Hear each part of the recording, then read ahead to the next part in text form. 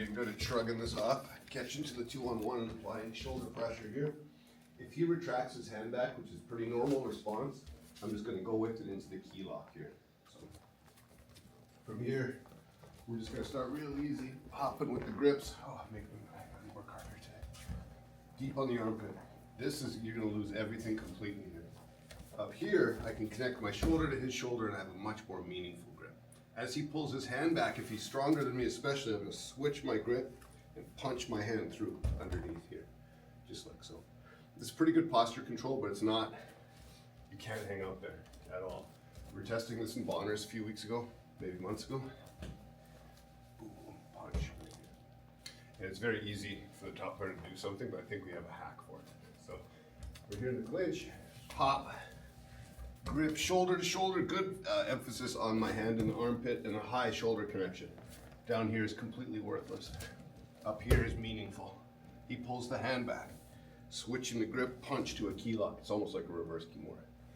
Good? It's super easy to start there.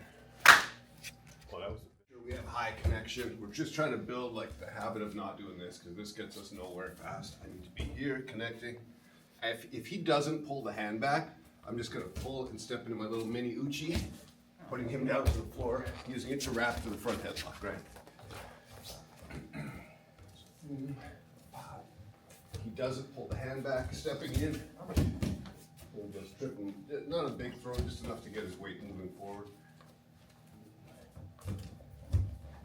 He's wrapped. Good. Alright, just going back and forth. Boom, I make my catch. I can just turn him, and as I make him take that first step, there's a little foot sweepy here.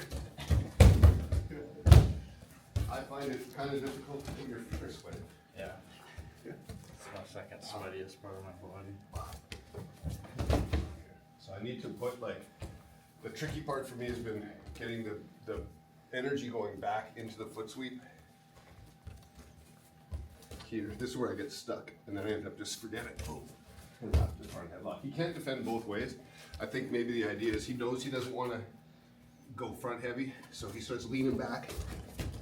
Sticky foot on him and just try to.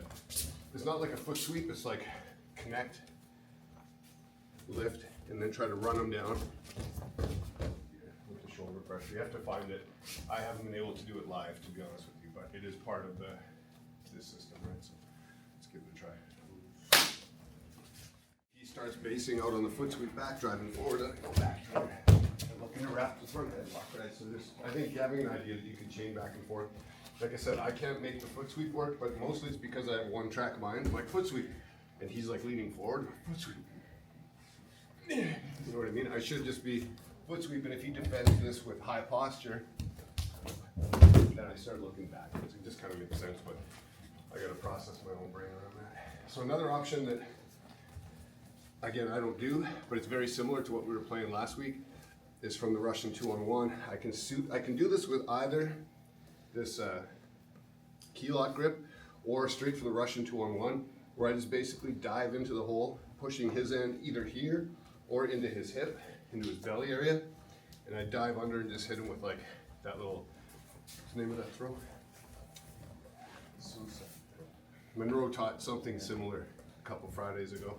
Same idea, I just go underneath, pulling him through, stuffing it, and then I'm here in this nice setup for kimuras and all that crap. Boom. And again, it's going to depend on his reaction. Boom, he pulls his hand back. Cool. Just keep connection. Get up on top. Keep the grip so he doesn't get it back.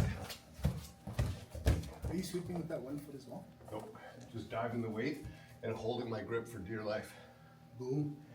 Here. Punching down. Once he's hunched over, I just shoot underneath him. Keep my connection. Get up on top. Maybe knee on belly. Whatever. I think this is a pretty cool wrist lock here. Let's see. We'll work on Caleb.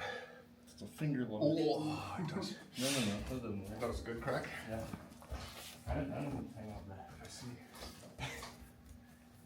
Boom. Snatching. I think you can do it from here too. Boom. I did lift his leg that time there. I don't think it's necessary. So we'll tie this into what we did last Friday, because those are some pretty good takedowns that I actually do use. Stuffing, and just diving underneath, keeping connection.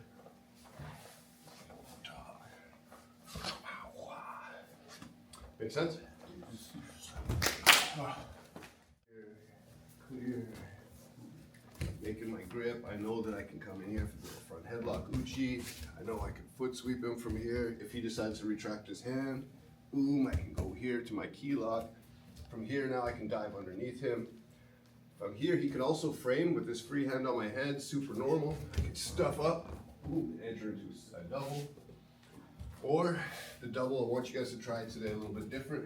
Here, he's gonna frame on the head to push me away, pushing this hand up underneath the frame, and I'm gonna just spear him right in the solar plex with my forehead and just block. No big like penetration step, no nothing, just forehead and block. Boom, boom, he frames the head. No. A little bit different, yeah, so you have to break fall. I hate break fall. I won't break fall on this next one. This is great. Everybody got it? No, one more. He wants to. He frames, clearing. That doesn't count. That doesn't count. Gonna have to break fall. Like, I'm not gonna break fall. My hands are just, it's instant. Good. So forehead and just block and just spear him in the guts. Let's go. I don't think. Thinking about like what are our options and making sure that we're utilizing all of them. Making sure that we have like that we have our options available.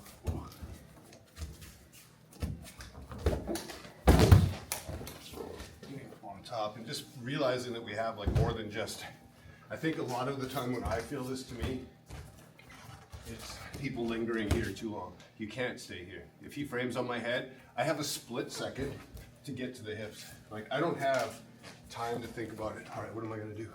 The longer you stay here, he's gonna rip that arm out. He's not just framing, right?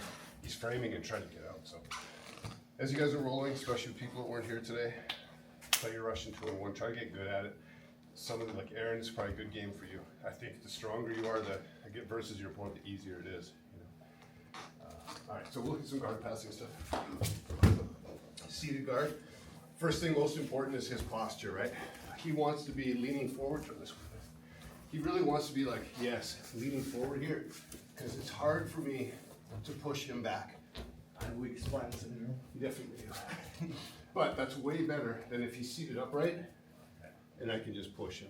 Or even worse, just scoop him up. So get in the habit of like, if you're playing guard, just like Caleb's doing here, the feet are tucked in close to the body, not extended away.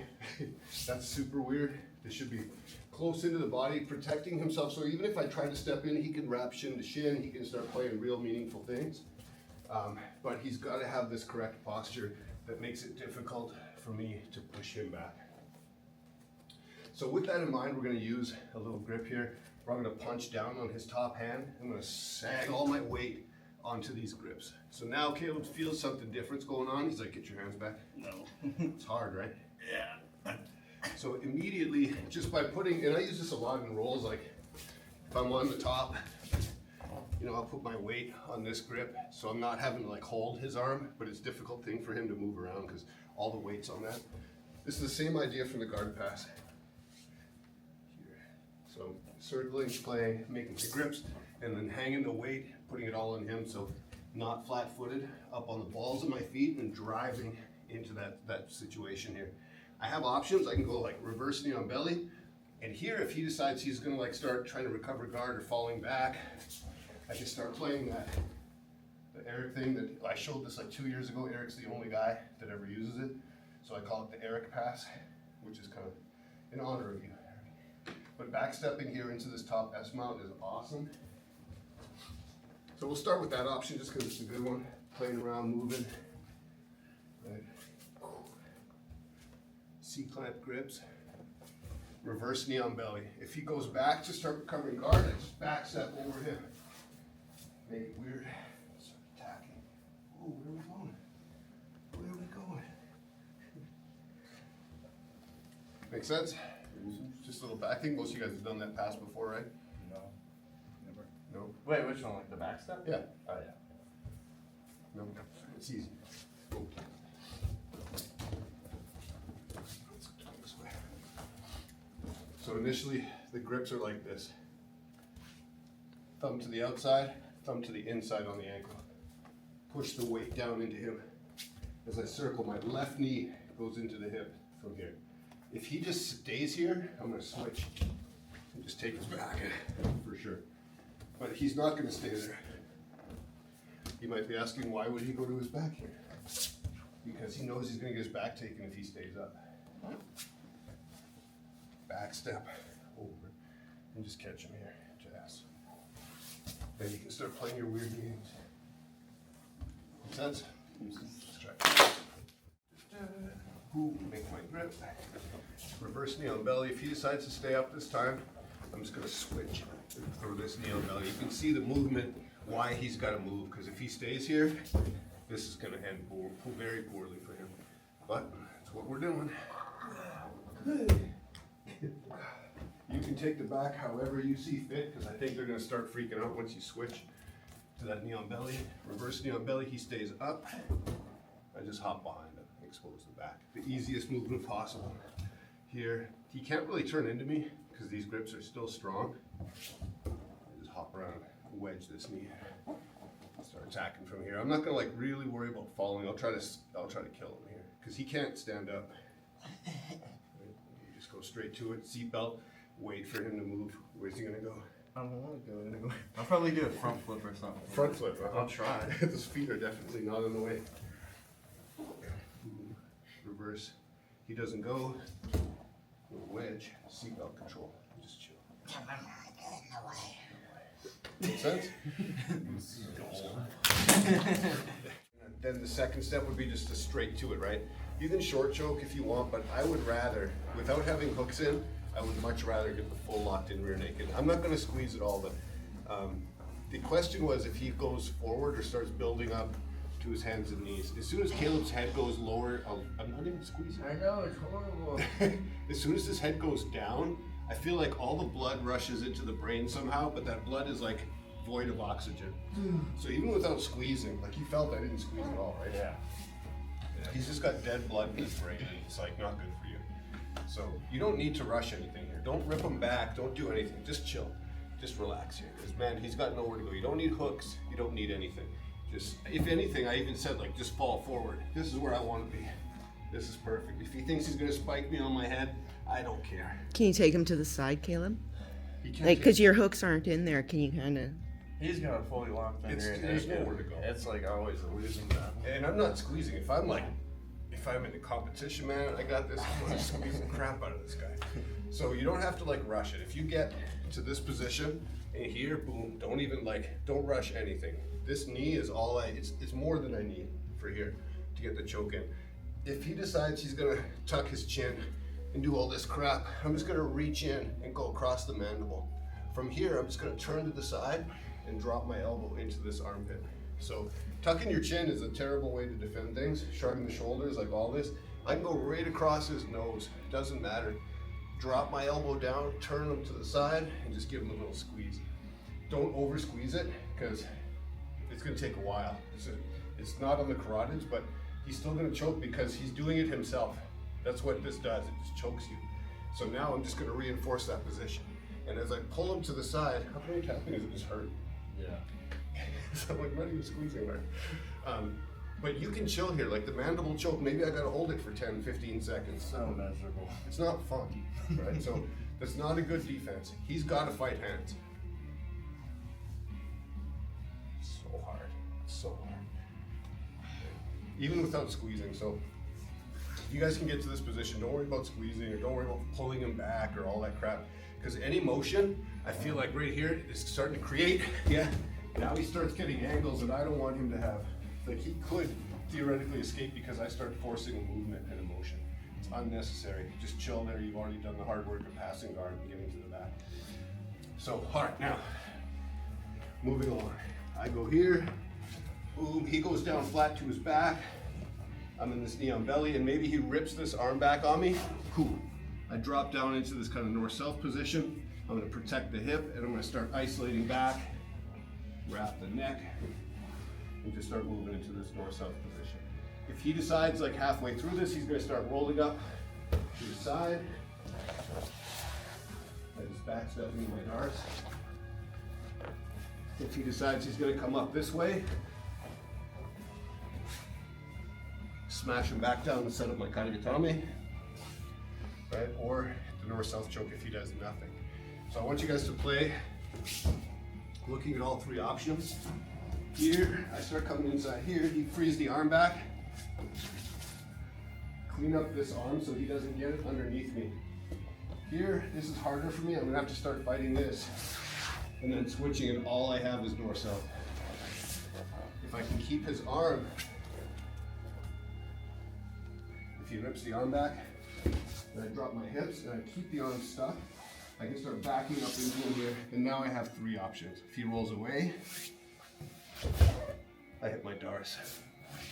If he rolls up towards me, I hit my head and arm. If he does nothing, I just squeeze the north-south here. Make sense? All right, let's give it a try.